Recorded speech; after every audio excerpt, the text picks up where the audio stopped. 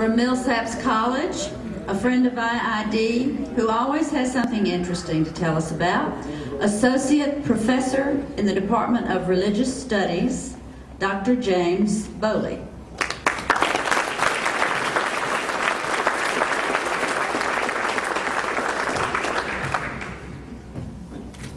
Thank you, Linda. So I've been associated with IID for many, many years, and I'm very thankful for Fatih and those many years of association, and I'm so proud and delighted to be here tonight.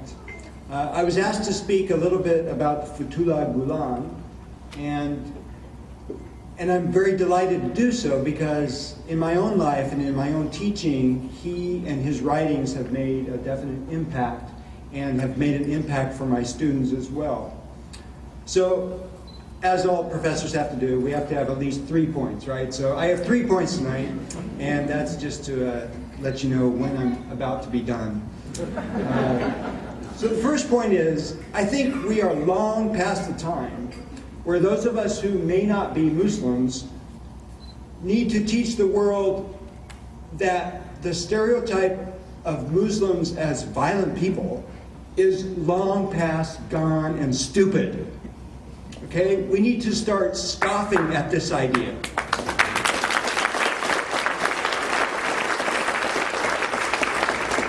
Anyone who recognizes the Muslims in our own neighborhoods, in our own city, and the leadership of people like Fethullah Gulen across the world must recognize that there are a whole host of Muslims who are not like that at all, any more than people in our own religions are.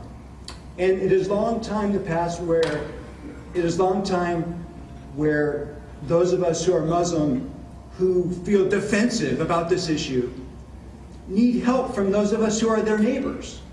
And we need to recognize, those of us who are not Muslims, that this is not a stereotype that is good for our world. This is a stereotype that is very bad for our world, regardless of how many news agencies try to perpetuate this stereotype. And if there's anybody who was born in 1941 or after who shows the ridiculousness of this stereotype, it is Fethullah Gulen.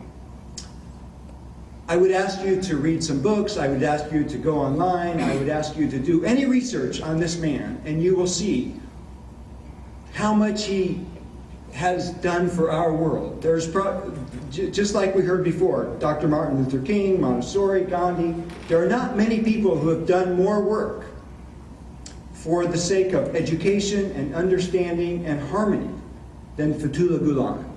And I think we owe him a great deal of thanks because of his work. And those of us who are sitting here tonight enjoying this good meal are certainly those people who owe him a good deal of thanks. Which brings me to my second point, and that is this. There is an old world virtue, and that virtue is hospitality. And there's probably nobody in this city who demonstrates the virtue of hospitality better than IID. We read many stories in ancient Jewish writings about Abraham and the great hospitality that he had. And certainly IID in our modern world is a group that for those of us in Jackson and all over the United States have demonstrated the great power and the virtue of hospitality. And we even have a word for this. Our English word company, right? It's a word that means to share bread with. Those people you share bread with. Those people are those of your company. And I've been at so many IID dinners and so many IID Noah puddings and all kinds of other interesting things. I really think IID really stands for Institute of Interfaith Dining. Because we eat together so often. And it's so wonderful, whether it's Sabri or whether it's Fatih, and all the eating together means so much because that is what we as humans need, right? It's the basics. It's the bread. It's the bread that brings us together. And the IID inspired by Fethullah Gulen, is what has brought us together tonight. And the third point is this. If we think that IID is just sort of a PR campaign for Turkey or for Muslims or something, then we really haven't recognized the work of IID outside of Jackson and other places. IID in Turkey and many other places means so much more. It's not just dinners, it is schools, it is business people giving money, it is people educating people in Turkey and Central Asia and many other countries. It is people putting education first. It is people putting understanding of other religions first. It is people putting harmony first. It's not just about a PR campaign for us. It's about understanding and education for all of the world. And IID and Fethullah Gulen have done so much that has inspired so many great things at so many levels of society in Turkey and outside of Turkey. And we are just at the very tip of what IID does, and I think we are all very thankful for that, but we also recognize that we are just the tip of the iceberg of what IID does. And if you want to learn a little bit, I would encourage you to go to the website, interfaithdialog.org.